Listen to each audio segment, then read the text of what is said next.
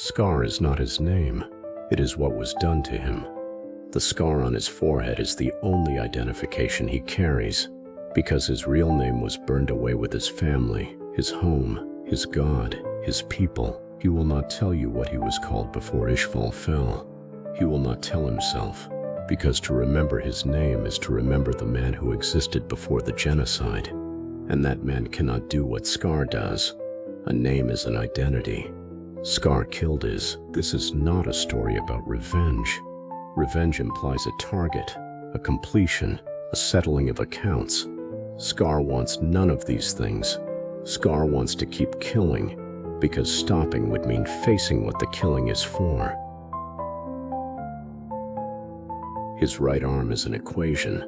Every alchemist's work is a formula. Deconstruction followed by reconstruction. What goes in is remade into what comes out. Scar's arm only deconstructs. He cannot build. He cannot create. He cannot transmute one thing into another. His arm has one function, to unmake. And that is not a limitation of his alchemy. That is a portrait of his psychology. His arm is the only honest part of him. It does exactly what his mind does. It takes everything, every memory of Ishval, every face of every person he loved, every frame of the war, and it reduces it to output, destruction, death. He cannot build because building requires believing there is a future worth constructing. Scar does not believe in a future. Scar believes in an end. His arm is an equation, and the equation is never wrong. But the variable he refused to solve for, the question his brother died asking, is what this video is about. Ishvala teaches that life is sacred. Scar's hands are covered in blood. This should be cognitive dissonance. It is not. It is closer to the opposite, a state where conflicting beliefs coexist without friction, because one has been hollowed out and refilled with something else. Scar tells himself he kills in the name of God.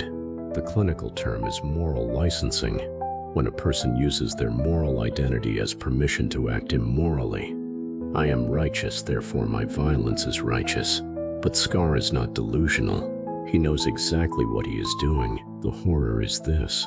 He knows, and he does it anyway, because the alternative, feeling the full weight of what he's lost, without the anesthetic of rage, would destroy him faster than any state alchemist could. The anger is protective. It insulates him from grief.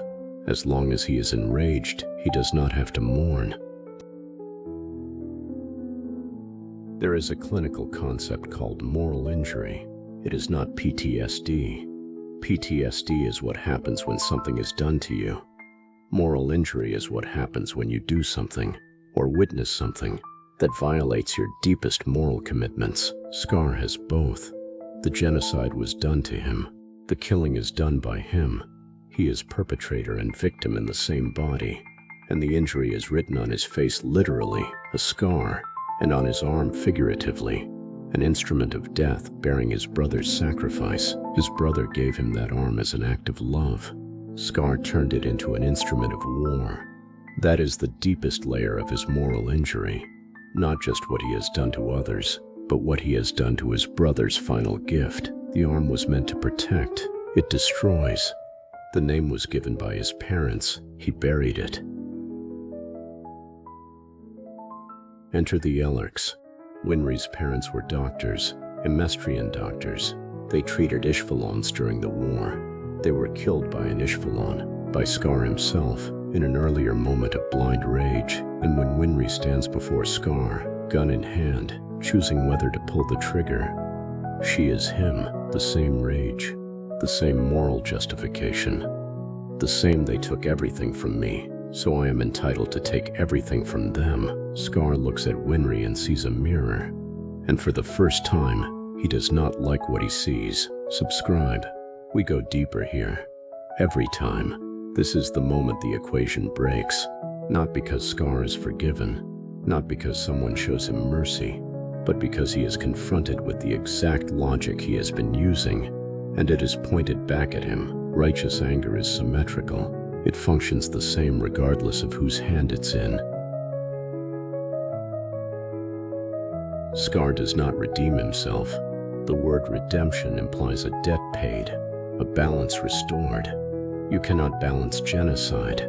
You cannot pay for a village of bodies with a few good deeds. What Scar does instead is harder. He starts building. When he helps rebuild Ishval, when he uses his hands to construct instead of destroy, he is not erasing his past. He is choosing a future that exists alongside it. This is what clinicians call post-traumatic growth, not recovery. Growth. The wound does not close. It becomes part of the structure. Scar will always be Scar. The mark on his forehead will never fade. The blood will never wash off, but he stops needing it to. There is a moment, late in Brotherhood, when someone asks Scar what his real name is. He still does not say it, but he no longer looks away. Some wounds are not meant to heal. They are meant to be carried. Scar carried his long enough that it became a name, long enough that it became an identity, long enough that he forgot it was ever anything else. The question was never whether he deserved to be called something other than his wound. The question was whether he could build something worthy of being seen alongside it. He could. Sometimes the heaviest weight is not the one you carry. It is the one you finally set down.